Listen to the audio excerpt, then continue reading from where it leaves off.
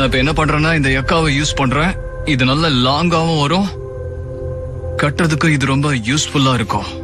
Okay, நமீபியால இருக்கிற San புஷ்மன் இனத்துக்கிட்ட நான் இந்த டெக்னிக்க கத்துக்கிட்டேன். ஏதோ ஒரு மாதிரியா இப்ப நான் இதை ரெடி பண்ணிருக்கேன்.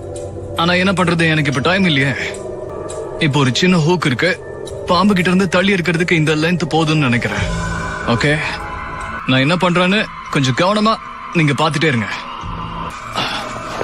அந்த சத்தம் அது இன்னும் உள்ளதா இருக்குன்னு சொல்லுது. நான் என்ன டிஃபெண்ட் பண்ணிக்க ரெடியா இருக்கேன்னு சொல்லுது. ஆனா அது அதை நல்லா டிஃபெண்ட் பண்ணிக்கணும்னா உள்ளே தான் இருந்தாகணும். இந்த காரணத்துக்காக தான் இந்த மாதிரி இடங்கள்ல பாம்புகள் இருக்க விரும்புது. ஏன்னா இந்த மாதிரி இடங்கள்ல அது பக்கத்துல போறது கஷ்டம். கைய அதுக்குள்ள விட்டோம், கண்டிப்பா அது நம்மள கொத்திடும். டைமண்ட் ஷேப்ல இருக்கிற இதோட தலைய பார்த்தாலே இது மனுஷங்களை கொல்லக்கூடிய கொடூரமான பாம்புன்னு நல்லா தெரியுது. நீங்களே பாருங்க.